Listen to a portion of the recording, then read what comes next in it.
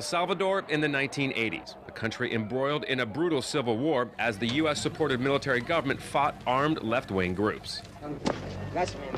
The country's top military officer, General Carlos Eugenio Vides Casanova, was a close and valued ally of the United States when the U.S. was supporting and funding military-led governments during the Cold War. Many that carried out grave human rights abuses, El Salvador's government top among them. Carlos Mauricio was kidnapped and tortured in 1983 by gunmen thought to be under the command of General Vides. He was not a guerrilla, but a teacher who vocally opposed the country's military government. I was badly beaten, you know. I was beaten with a piece of something that broke my ribs. General Vides's troops were notorious for human rights violations during the 12-year war that ended in 1992. Now living in this tranquil community, General Vides came to Florida in 1989 after leaving his post as defense minister. Now, after living as a retiree for 20 years, U.S. immigration officials want to deport him on charges that he assisted in torture during El Salvador's civil war. His defense attorney sees the possible deportation as an unfair about-face by Vides's former friend, the U.S. government. What may have been the U.S. policy in 1983 through 1989 or even before is not the U.S. policy now. How the U.S. adheres to a certain view, promotes it, pushes it vigorously, and then tries to hold people that follow that policy somehow accountable for that is a quite puzzling issue. For others, the deportation of Vides is part of a continued search for justice. A justice U.S. immigration officials hope to deliver in more cases to come. Scott Heidler, Al Jazeera, Palm Coast, Florida.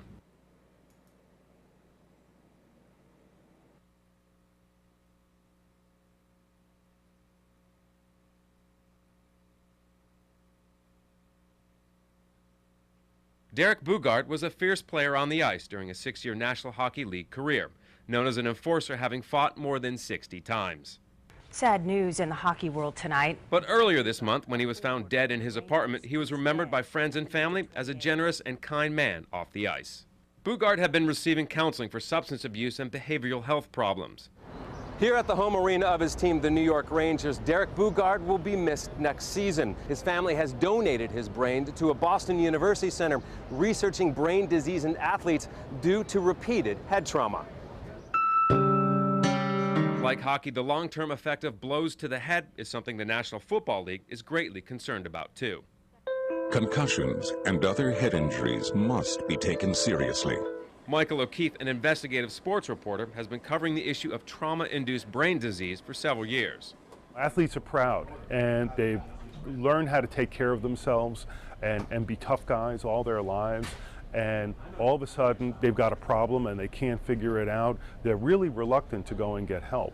The football world has been rocked this week by the sad death of a former star. Former NFL player Dave Duerson committed suicide in February after his marriage and business fell apart. He shot himself in the chest so his brain could be donated to science to study what was wrong with him. Welcome the members of the Duerson family. The Boston University study confirmed Duerson suffered from chronic traumatic encephalopathy, or CTE, the same disease found in more than 20 deceased NFL players, caused by repeated hits to the head.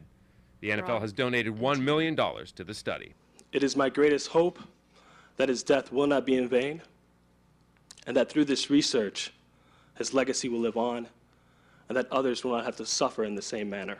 There's still a great deal before doctors fully understand CTE. That we are just beginning to climb that mountain that will lead to effective treatments, effective recognition of CTE in living people, and one-day cures. The issue with professional athletes is center stage, but it also affects young athletes too. It's not a level playing field. Each athlete will react differently to sustained head trauma.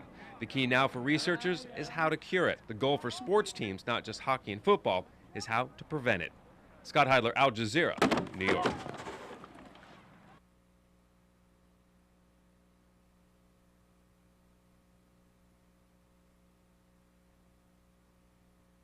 The United States Supreme Court has upheld an Arizona state law that penalizes businesses for knowingly hiring workers who are in the U.S. illegally. The country's highest court, by a vote of 5-3, said the federal immigration law gives all states the authority to impose sanctions on employers who make these hires, first suspending, then revoking their license to do business.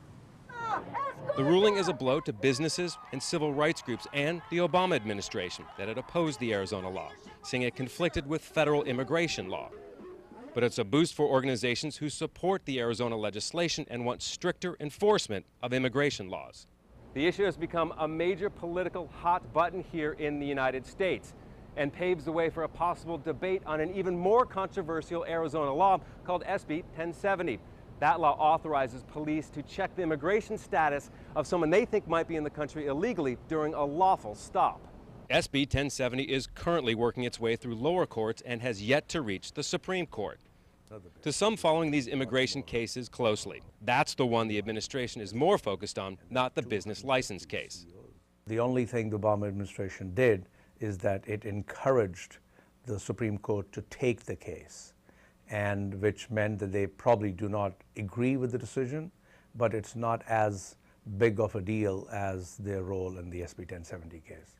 Thursday's ruling came down directly on political party lines. The 5 justices who favored upholding the law, all conservative. The 3 against, liberal.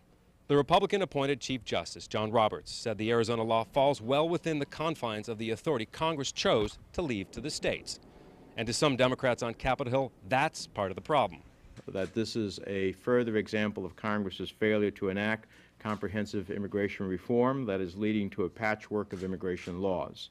We need a federal solution to our broken immigration system. And that's what worries immigrant rights groups, a growing mix of immigration laws that vary from state to state. Scott Heidler, Al Jazeera, New York.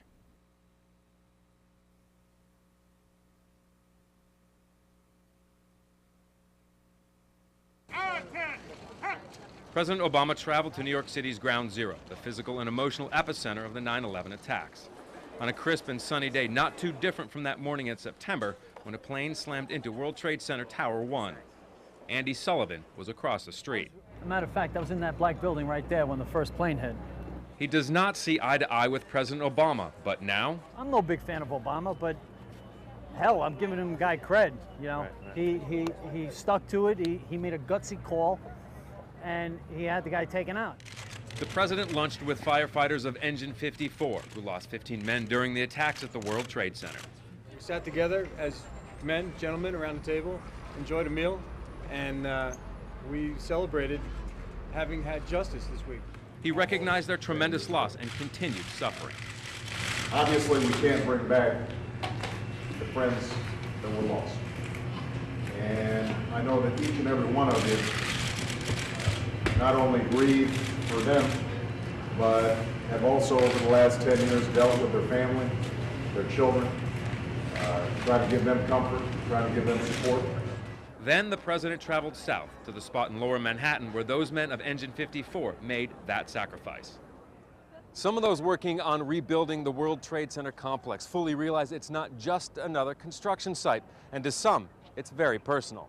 My father was involved with the first, with the Twin Towers, and, so it's an honor to be here, knowing that my dad worked here, my sons work here, my brother works on Tower 4. Where those Twin Towers once stood, President Obama laid a wreath at the 9/11 Memorial on Ground Zero. He hugged a young girl whose father was killed in the attacks and then met with 60 family members of victims. The trip to New York, a victory lap of sorts for the president. He spread credit around for the death of Osama bin Laden. Well, what happened on Sunday, because of the courage of our military and the outstanding work of our intelligence, sent a message around the world, but also sent a message here back home that when we say we will never forget, we mean what we say. So for the moment, a country united as the president offers some comfort to the victims of one of the deadliest attacks ever committed on U.S. soil. Scott Heidler, Al Jazeera, New York.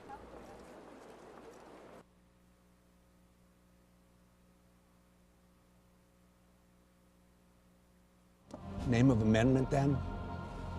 The legalization of polygamy. Mormonism has gone mainstream, and it's bubbling up more and more in American popular culture. Hey, neighbor. A TV drama called Big Love focused on the now banned Mormon practice of polygamy.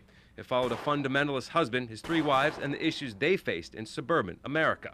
And there's the reality show Sister Wives. It's been called a real-life version of Big Love. There's more of a fascination that there was certainly in the past, but it's been there forever. I mean, you can go back, even in Hollywood, 100 years, and there were cracks about the Mormons in movies for years. Here on Hill Cumorah in northern New York State is the birthplace for the Mormon Church, followed by more than 14 million people around the world. They believe that founder Joseph Smith uncovered the golden plates on this hill that became the basis for the Book of Mormon. The first copy of the Mormon sacred text was printed in this understated brick building nearly 200 years ago. And it's in this glitzy Broadway theater where a musical satire called The Book of Mormon is now playing, a runaway hit getting rave reviews. It was written by the creators of an American TV show, South Park, known for pushing the boundaries of humor where no subject is taboo. Many Mormons call the musical hurtful, but the church is not lashing out, saying the musical will entertain for an evening, but their scripture will change people's lives forever. It's not part of our culture to react in a negative way. There was no protests at the opening on Broadway. We just don't do that. Mormons admit that their book requires a leap of faith, but some who have seen the musical see parallels with other religious texts. The same could be said about, miraculously crossing the Red Sea or rising from the dead. And people laugh at it sometimes because maybe people are taking it too seriously. The Mormon Church hopes others too will keep an open mind. Good or bad, they say, their pop culture exposure is at least starting a discussion about their faith. Scott Heidler, Al Jazeera, New York.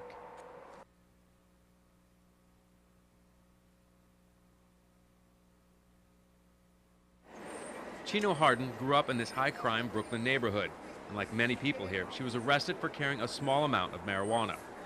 Such a small amount, in fact, it should have only resulted in a fine. So you can have up to 25 grams of marijuana in your pocket for your personal use, and if you get caught, they're supposed to give you a violation up to $100, which is like a traffic ticket. Chino had less than 3 grams, but it was how the police found out she had the marijuana that put her in handcuffs. More marijuana possession arrests happen here in the Brownsville section of Brooklyn than in any other neighborhood in New York City. That's mainly because of a police practice called stop and frisk. Once they stop someone and they're going to frisk them, they ask them to empty their pockets. If there's a small amount of marijuana in their pockets, it then becomes in public view. Once the marijuana is out in the open, regardless of the amount, it is then an arrestable offense. The wide use of this tactic has made minor marijuana possession the #1 crime in the city. Those arrests cost New York $75 million in 2010 alone, according to a new study by the Drug Policy Alliance. They say most of the frisks should not be happening in the first place. The legal criteria of a frisk is that police have to believe that you are armed and dangerous. They can't frisk you looking for drugs. That's illegal. But the police are conducting these stop and frisks, and mostly in Black and Latino neighborhoods. And all the data that we have suggests that white people use marijuana at higher rates than do people of color. The nonprofit Center for Constitutional Rights has an ad in Times Square underlining how these stop and frisks target minorities. It was the racial composition of a precinct or even a neighborhood that was driving the stop numbers. So, from our perspective, this practice is about race, it's not about crime fighting. We asked the New York Police Department for an interview. They sent us a statement. Police properly enforce laws as they apply to marijuana possession and sale. The advocate's report was biased and incomplete. The true cost here is the human cost for these marijuana was. The fact that NYPD are destroying what little trust communities of color have with NYPD is outrageous. And it's also a waste of manpower, a waste of time, and putting young people through the system for small amounts of marijuana when you could take 10% of that $75 million to educate people around drugs is crazy and ridiculous. And that's money New York City could really use as the state prepares to slash millions from this year's budget. Scott Heidler, Al Jazeera, Brooklyn.